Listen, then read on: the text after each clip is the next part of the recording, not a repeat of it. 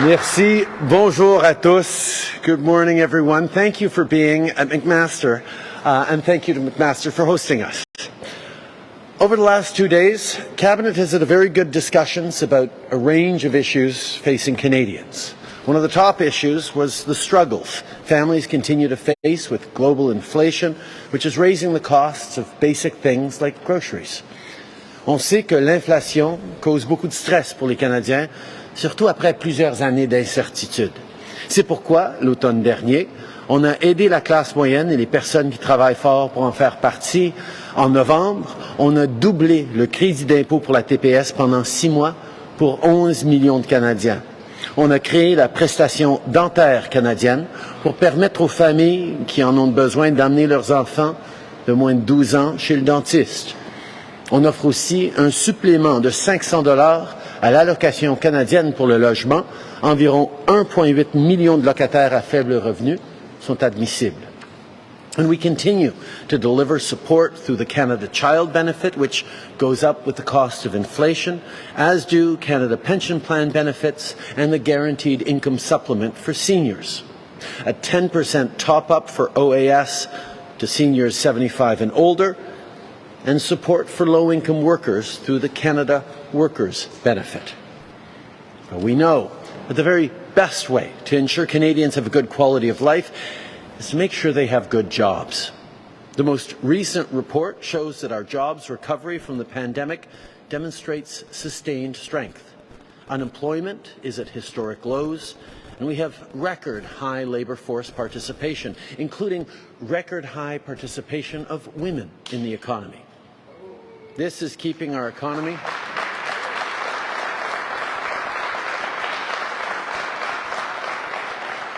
All of this is keeping our economy and the middle class strong and empowering more people than ever. But we know there's still more work to do to ensure that everyone is benefiting.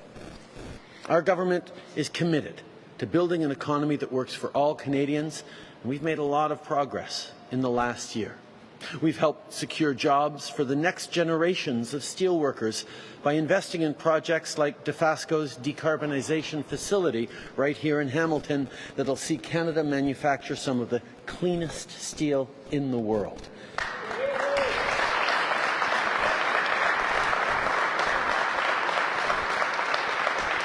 Quite frankly, that's good for the environment, it's good for the quality of air people breathe here in Hamilton and across the GTA. It's good for our bottom line as we grow the economy and continue to compete with the world. But it's the best news of all for generations of Hamiltonian steelworkers who've been proudly making steel here for a long time, who will now see more and more generations continuing to have good jobs in steel manufacturing right here in Hamilton as we compete successfully with the world. We're also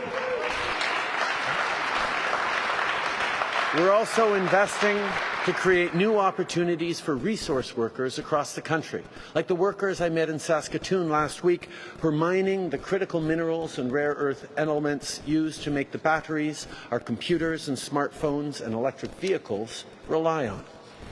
On soutient nos entrepreneurs et chercheurs dans le domaine des technologies, comme les experts en information quantique que j'ai rencontrés lundi dernier. On garantit de bons emplois aux personnes pour qui c'est important que notre industrie automobile soit forte, que ce soit les travailleurs des chaînes de montage ou les innovateurs ici au McMaster Automotive Resource Centre. And we're delivering affordable childcare everywhere in Canada so that all moms and dads can fully participate in the economy and build the careers they want.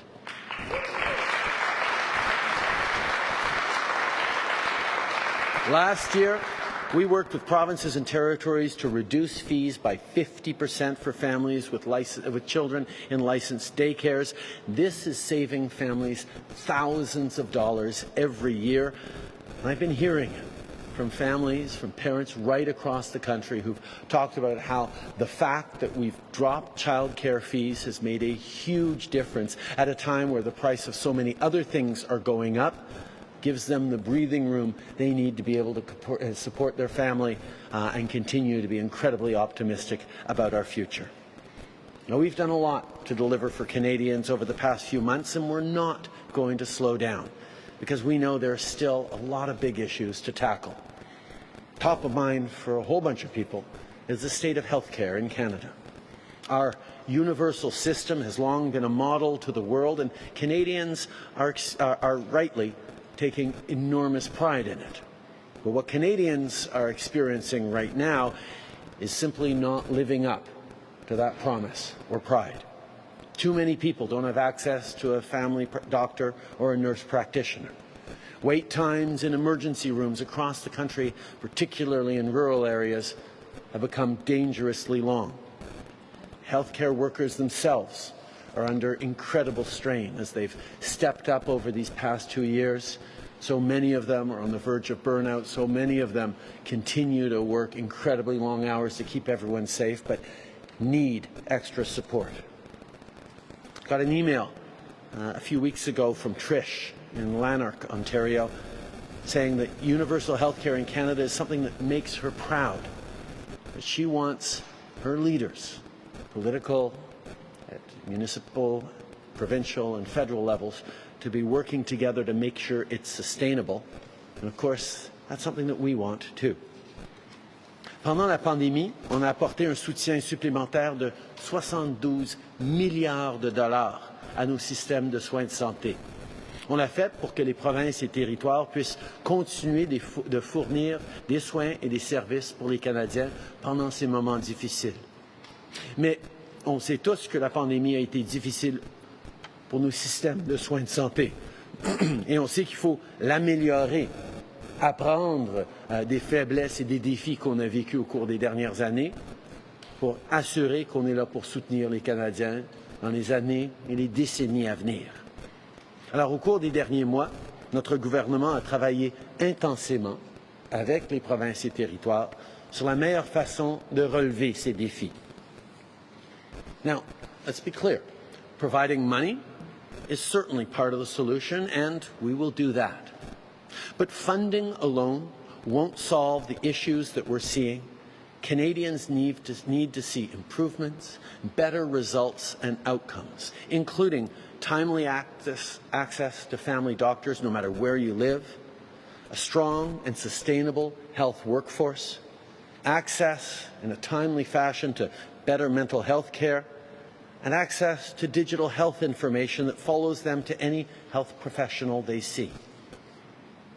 This morning, I invited the premiers to join me in Ottawa on February 7th for a working meeting on healthcare.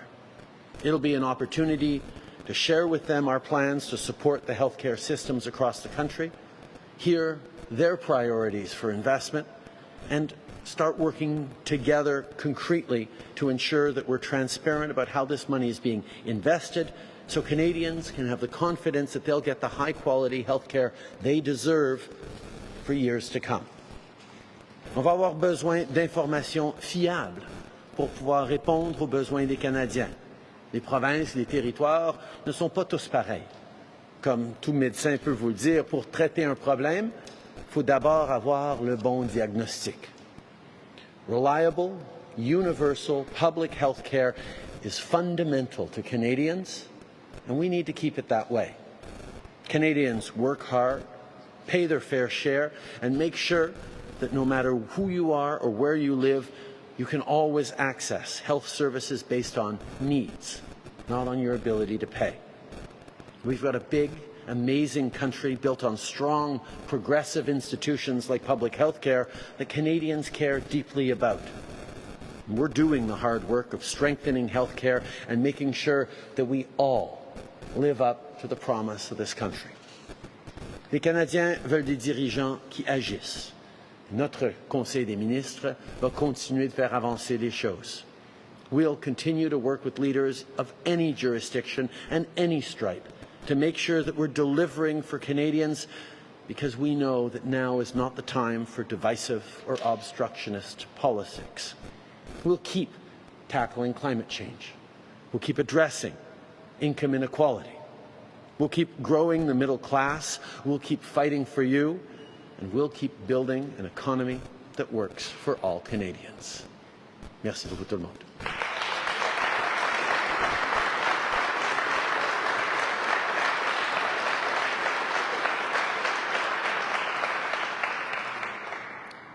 Thank you, Prime Minister. Merci, le Premier ministre. We have 20 minutes for questions from media. Nous avons 20 minutes pour les questions des médias. Et on va commencer avec Madeleine Blain-Morin de Radio-Canada. Bonjour, Monsieur Trudeau. Est-ce que vous pouvez nous dire quel montant vous êtes prêt à mettre sur la table pour les transferts en santé? Est-ce que les provinces sont au courant? Et si elles ne connaissent pas le chiffre, qu'est-ce qui vous donne l'espoir d'arriver à une entente d'ici le budget? Au cours des dernières semaines, derniers mois, j'ai eu et notre ministre, nos ministres ont eu des conversations avec leurs homologues. On sait qu'on a un montant approprié à proposer aux provinces. On est sûr qu'on va avoir des discussions là-dessus, c'est sûr. Mais pour nous, la grande préoccupation, ça n'a jamais été juste le montant d'argent.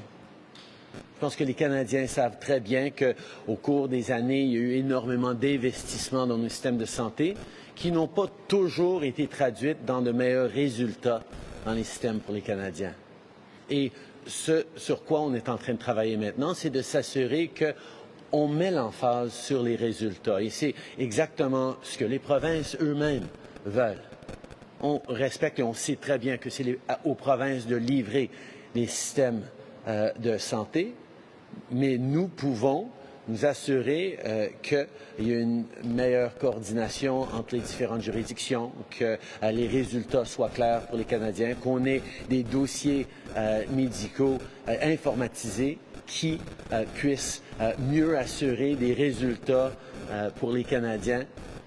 Pour que d'un médecin à un autre, ils aient les bonnes informations. Il y a des travaux qu'on peut faire, que tout le monde veut faire, mais qui seraient logiques à faire ensemble. Et c'est exactement les conversations qu'on va continuer d'avoir, mais sur lesquelles on va se concentrer dans 2 semaines quand on se rassemblera à Ottawa. Thank you. Prochaine question. Bonjour, Monsieur Trudeau, Michel Sabat de la presse canadienne, et je vous prie de répondre en français et en anglais. Donc, toujours sur les transferts en santé, vous attendez-vous à ce que ce soit une entente collective avec les provinces ou des ententes distinctes à la pièce avec chacune d'elles? Et d'autre part, les provinces peuvent-elles s'attendre à obtenir 35% de leurs dépenses en santé? Tout d'abord, une des forces du système de santé au Canada, c'est qu'on n'a pas un système de santé, on en a 13. Et donc, ça permet pas seulement des innovations, mais ça permet aussi de répondre aux besoins particuliers des communautés et des différentes régions de notre pays. Alors, oui, il va y avoir des éléments de notre entente qui vont être un accord pour tous, mais aussi des éléments qui vont être vraiment, qui vont répondre directement aux besoins particuliers, aux priorités particulières des provinces. Alors, c'est une combinaison sur laquelle on va travailler ensemble dans les semaines à venir. I think one of the strengths of our approach to healthcare in this country is that different provinces and different regions get to respond to their needs in different ways, and they get to respond in ways that are better suited to their particular situations. That's certainly something that we don't think applying a one-size-fits-all across the country is the best way to do it. But there will be elements of what we're working on that will be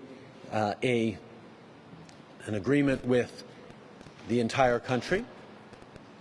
One thinks of how data is collected, how data is shared, as being something that there needs to be harmonization on. But there are also lots of elements that are different from one province to the next. When you have a province that needs more in terms of support for family doctors, or a different province that needs more in terms of mental health supports, we need to be able to respond that way, and those are the conversations we're going to have. So it's going to be a little bit of bilateral conversations and a lot of overall conversations as well for the whole system. Next question. Sorry. Bonjour, Monsieur le Premier ministre. Raymond Filion de TVA. J'aimerais vous amener sur le terrain des chars d'assaut que réclame l'Ukraine. Au cours des dernières heures, l'Allemagne a levé son interdiction. Elle donne le feu vert. Alors, est-ce que le Canada va également envoyer des chars d'assaut en Ukraine? Sinon, pourquoi pas? Qu'est-ce qui bloque?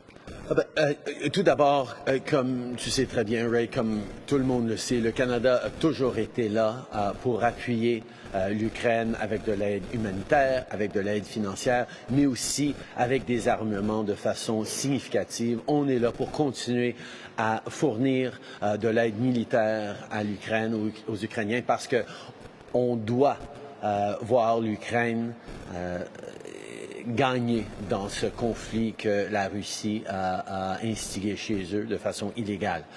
Je n'ai pas d'annonce à faire aujourd'hui, mais comme vous savez très bien, le Canada cherche toujours à faire tout ce qu'on peut pour aider l'Ukraine et on espère en avoir plus à partager dans les prochains jours.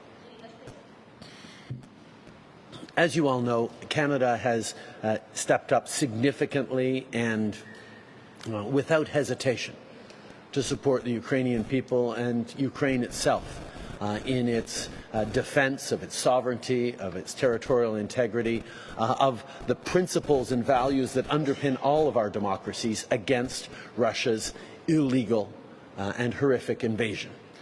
We will continue to be there to give whatever support we can to Ukraine. I won't be making an announcement today, but I can tell you we are looking very, very closely at what more we can do to support Ukraine. Thank you. Next question. Good morning, Prime Minister. Taria Isri with Global News. Last night, Housing Minister Hussein defended his hiring of a food-oriented PR firm that is owned by a senior staffer sister. He didn't rule out hiring them again, and they've already received $93,000 in contracts. Are you happy with how the minister is handling concerns raised over this contract, and would you approve of him hiring them again?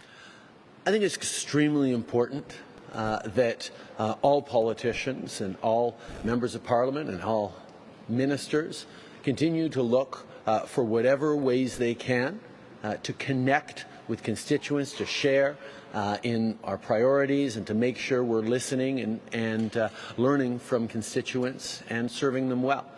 It's important, of course, that people follow all the rules, and that's what we'll continue to ensure. Next question.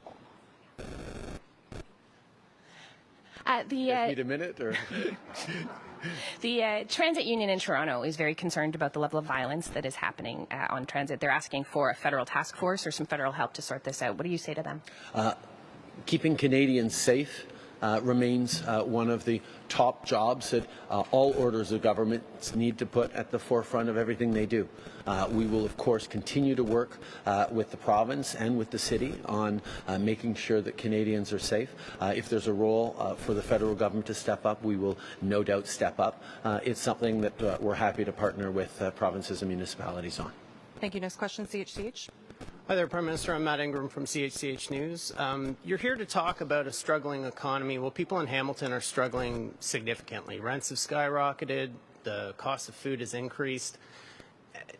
You went to Locke Street, which is a very affluent area. You're now here at McMaster University. I'm wondering, when are you going to meet with the people who are struggling here in Hamilton and hear what they need from them directly? I can tell you that over the past years, I've spent a lot of time here in Hamilton meeting with a range of folks who, indeed, like Canadians across the country, are facing really tough times. On top of a pandemic that stressed every family in new and quite innovative ways, unfortunately. We've now seen the twin challenges of significant global inflation on top of rising interest rates put more pinches on families. And that's why, as a government, we have been unequivocal in stepping forward to support people. We doubled the GST benefit for 6 months just last fall, putting hundreds of dollars more in the bank accounts of 11 million families. We also chose to ignore the objections of conservative politicians like Pierre Poilievre, who didn't want us to deliver on dental supports for families who couldn't send their kids to the dentist, who objected to us increasing supports for the lowest income renters. And we delivered those dental and rental supports to Canadians. And we're going to continue to be there to support people in very, very concrete ways, as we know the global economy is facing rough waters. But even as we do that, even as we are there in this difficult moment to support Canadians who need it, as this government always will, We need to make sure that people can see to the other side of this and have confidence in their jobs, in their communities, in their country's future. And that's where our investments in mining, our investments in green steel here at Dofasco, our investments in electric car manufacturing and world-leading battery supply chains, our investments in hydrogen opportunities with Germany, our investments in and our partnerships with growing economies of Asia like Japan and South Korea and others, in creating good jobs in Canada that, like I did on Monday, some of them will be in the most advanced quantum computing that anyone's ever seen, but a lot of them will be the good middle-class jobs that we see so many of right here in Hamilton, where people are aware that they have jobs now, as we have extremely high employment across the country, but worried about, well, what are all the changes in the global economy going to mean for my job, for my community, for my kids' jobs? And even as we pull together during these difficult times, which we will all do, we can be incredibly optimistic about how Canada is positioning itself for the coming years. And as a team, that's our dual focus. Making sure we're there to support Canadians right now while we need it, as we always have, as we did during the pandemic, as we did last fall, and making sure we're building that strong, innovative economy filled with good middle-class jobs for the coming years. Next question. Ian Wood, CTV News. Prime Minister, the Finance Minister said yesterday that another rate hike would mean tough choices. The interest rate has gone up again just now. What tough choices are you going to make on these promises to Canadians and on your policy agenda with these rates going up once again? We, as a government, we have multiple priorities in being there for Canadians. One of them is to make sure that we are there to support people who need it, as we did during the fall. As we were there with targeted support that helped 11 million people with the doubling of the GST credit, as we did with dental supports so families can send their kids to the dentist, as we did for rental supports, as we do with the Canada Child Benefit, as we do with the Canada Workers Benefit, as we do with so many targeted supports for the families that most need it. At the same time, Canada has the best fiscal position of any of the G7 countries, the lowest deficit in the G7, and is one of the only 3 largest economies in the world that has a AAA international credit rating. And we're going to keep that. And we're not going to do things that will further contribute to the Bank of Canada's need to fight inflation. So by being targeted in our supports and by making the kinds of investments that are going to create sustainable economic growth for years to come, we can support Canadians without endangering the track that the Bank of Canada has put us on to reduce inflation.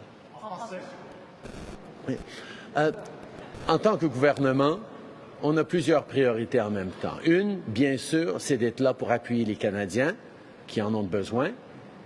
Mais la deuxième qu'on doit faire en même temps, c'est de s'assurer qu'on garde une responsabilité fiscale qui va permettre de voir encore décroître l'inflation et nous permettre de revenir au meilleur moment dans les mois à venir. Et donc, notre aide aux Canadiens est responsable, mais ciblée. Donc, que ce soit les 11 millions de Canadiens qui ont reçu le doublage du retour de la TPS, ou que ce soit l'aide aux soins dentaires pour les enfants qui n'ont pas accès aux soins dentaires, ou que ce soit de l'aide aux locataires aux plus faibles revenus, on a démontré notre capacité de continuer d'être là pour les Canadiens. en plus de l'allocation canadienne pour enfants, en plus de l'allocation canadienne aux travailleurs, en plus du retour avec l'initiative pour le climat, en plus des autres mesures pour les aînés, pour les étudiants. On a éliminé les intérêts sur les prêts et bourses étudiantes. On est là pour aider les gens de façon ciblée, sans mettre en danger notre position fiscale, qui est la plus forte au G7. On est le 3e plus grande économie du monde à avoir une cote AAA par les agences d'évaluation. On a une situation fiscale forte, on doit l'utiliser et pour aider les gens et pour s'assurer que l'inflation continue à diminuer sans avoir à pousser la Banque du Canada à en faire plus que nécessaire. C'est cet équilibre qui va nous permettre non seulement d'être là pour les Canadiens qui en ont besoin, mais de passer à travers ces moments difficiles pour aboutir à une meilleure croissance et de meilleures opportunités pour tous le plus rapidement possible. Next question. Hello, Prime Minister. Matthew Van Dongen, Hamilton Spectator. You spoke with Hamilton Mayor Andrea Horwath yesterday about Hamilton's planned LRT line. What can the federal government do to help Hamilton build affordable housing along that line? First of all, we know that the historic investments this government has made in public transit across the country has been good for the environment, but it has also been really good for people to be able to get from home to work quicker and more reliably in ways that is actually contributing to growth of our communities.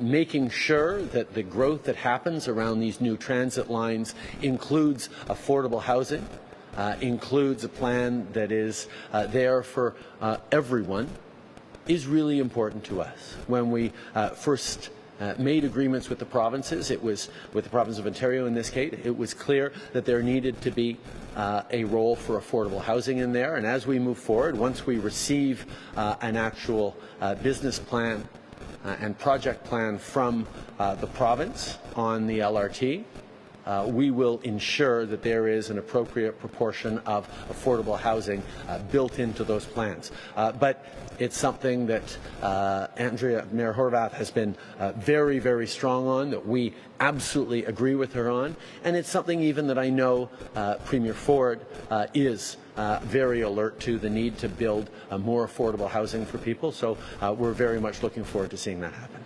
Prochaine question. Hi, Anita Balakrishnan from The Logic. Thanks for taking my question. The Federal Court of Appeal has rejected the Competition Bureau's request to block the Rogers-Shaw deal. Now the fate of the merger is in your government. Is your government prepared to approve this deal despite the concerns that were previously raised by the Competition Commissioner? As you know, we're not going to be making an announcement today. As we continue the work that we've been doing on this, I can assure you that ensuring proper competition in the telecommunications industry to keep prices down and keep quality high for citizens has always been our top preoccupation. That's why we expressed concerns from the outset around the original proposal for Rogers-Shaw, and why we've been working very hard to see if there are ways to ensure continued competition in the industry while creating opportunities for better services for Canadians. I know Minister Champagne continues to look very closely at the file, and we will make appropriate decisions in the best interests of Canadians at the right time. Next. Okay.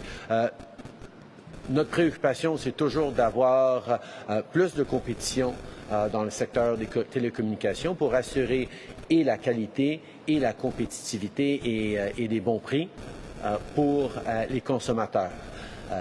Nous avions exprimé des préoccupations dès le début de ce qui avait été proposé au début.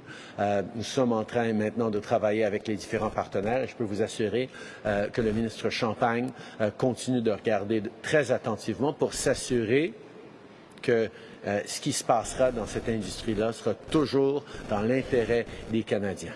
Next question. Good morning, Prime Minister. Marika Walsh with the Globe and Mail. Just going back to the health care decision to meet with premiers. Can you give us any clarity on what ballpark you're looking at? They've asked for a 35% increase. That's $28 billion a year. Is that realistically on the table? We have been working closely with many, if not all of the premiers over the past weeks and months to ensure that we're able to respond to the pressing needs Canadians are facing in healthcare right now, but also building a system that has learned from the real challenges we've gone through since the pandemic. And people are needing better access to family doctors. People are needing more reliable emergency room service. People are needing better access and quicker to mental health support. So many people are struggling, particularly since the pandemic. We need to get rid of the backlogs. There's so many things we need to do, and we will be doing them together. It's not just about money, although of course money is part of it, but as I can remind you, the federal government stepped up with $72 billion more during the pandemic. And that's dollars more on top of the tens of billions of dollars we send every year in health transfers to the provinces. We have stepped up and we will continue to step up. But the most important thing for Canadians is that we build a system that improves right now, but that can hold and continue to serve Canadians in this public, universal model for decades to come, even as the world is changing. That's what we've been working with the premiers on, and that's what we're going to sit down to really accelerate together in 2 weeks. Next question. Prime Minister, there's video that has emerged of you last night leaving a restaurant here in Hamilton, a crowd of protesters surrounding you, obviously very angry at you and your government. I wonder whether you felt that was a secure situation for you and why. First of all, let me say that the welcome that I've gotten here in Hamilton has been extraordinary. The people I've met, the students here, the folks and teams that I met in various places during our couple of days here have been thoughtful and open and warm. And a handful of angry people do not define what Hamilton is or what democracy in this country is.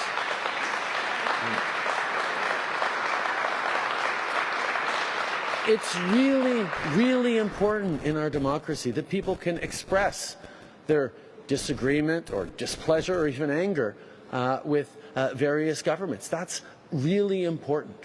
And at the same time, our police services and institutions will ensure that those protests remain peaceful and law-abiding. That's something that really matters, and we'll always ensure that people are free to express their perspective, but make sure that everyone understands that a handful of people don't represent Hamilton. Next question, Tonda McCharles. Je pense que c'est important de souligner à quel point l'accueil ici à Hamilton, comme l'accueil que je reçois à travers le pays, est extrêmement chaleureux. Les Canadiens, oui, font face à des moments difficiles, mais la grande majorité sont optimistes et veulent être collaboratifs et veulent qu'on travaille ensemble pour bâtir un avenir meilleur et qu'on continue le beau travail qu'on est en train de faire. Une poignée de manifestants en colère ne représente pas cette communauté, ne représente pas les Canadiens. Nous allons toujours nous assurer que les gens aient le droit de manifester, mais on a des services de protection et une police locale, que je veux remercier d'ailleurs, la police de Hamilton et la GRC, qui sont là pour assurer que les lois sont suivies. Next question, Tonda McCharles. Morning, Tonda McCharles, Toronto Star. You talk about most people being optimistic, but there do seem in the polls and whatnot a shift in the mood of the country, especially towards you. And I'm wondering if you feel there's been a shift such that you no longer do those big, large, open public events like town halls, which were free-for-alls and you addressed people's questions. You do these controlled events. So has there been a mood shift in that regard? And what's affecting your thinking? Not exposing yourself to the public more broadly? On the contrary, I'm continuing to be out there to meet with Canadians, to talk with them about their concerns, and I will continue to do that, staying connected, particularly after the tough years of the pandemic where we all had to change the way we were doing things, remains really important. So we're going to continue to be out there, and we're not going to let a handful of angry people interfere with the democratic processes that Canadians have always taken pride in being able to come up and meet members of parliament, ministers, or even the Prime Minister and share their preoccupations. That's one of the strengths of this country, and we're going to ensure that that always continues to be, even as, yes, Canadians are facing tough times right now, but the vast majority of Canadians aren't the types to throw up their hands and say, oh, it's all broken. Most Canadians roll up their sleeves and say, you know what, this is tough, but we're going to be there for each other. We're going to see each other through this, and we're going to build a better future for ourselves, for our family, and for our communities. Dernière question, la presse. Oui, bonjour M. Trudeau, Joël Denis Bellavance de la presse. Vous convoquez vos homologues provinciaux pour le 7 février. Je présume qu'il y a eu suffisamment de travail en amont fait par vos ministres respectifs pour conclure un deal. C'est pas pour vous chicaner le 7 février, c'est pour conclure un deal, c'est pour signer, je présume? Non, c'est pas pour signer, c'est une rencontre de travail, mais c'est une rencontre où nous allons présenter notre vision pour comment on peut avancer ensemble. Effectivement, le travail a été fait en amont avec assez de premiers ministres que je sais que, oui, on est aligné dans la bonne direction. On devrait pouvoir conclure dans les semaines qui viennent des bons accords, mais c'est une rencontre de travail. Ce ne sera pas le moment de célébrer, mais je pense que c'est un moment que les Canadiens vont pouvoir voir avec beaucoup de positivité, de voir tous les différents paliers de gouvernement se rassembler pour régler les problèmes, oui, de maintenant, mais aussi pour les années à venir. In English, sir, no deal? I think what's important to understand is there's been a lot of work done over the past weeks and months with the provinces, with partners across the country, to ensure that we're putting forward a solution that can really work for Canadians. What we'll be doing in 2 weeks when we sit down is rolling up our sleeves and talking about what we're proposing as the shape of the path forward for healthcare in this country that will respond to some of the immediate pressures around health, human resources, and others, but also build a system that Canadians are going to be able to rely on to deliver outcomes and results for them for years to come.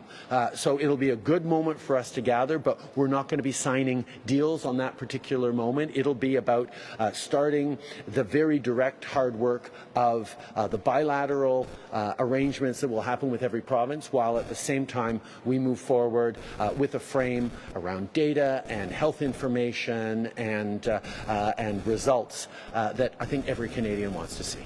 Thank you. That will conclude today's press conference. Merci. Ça va mettre fin en conférence presse. Merci beaucoup tout le monde. Thank you.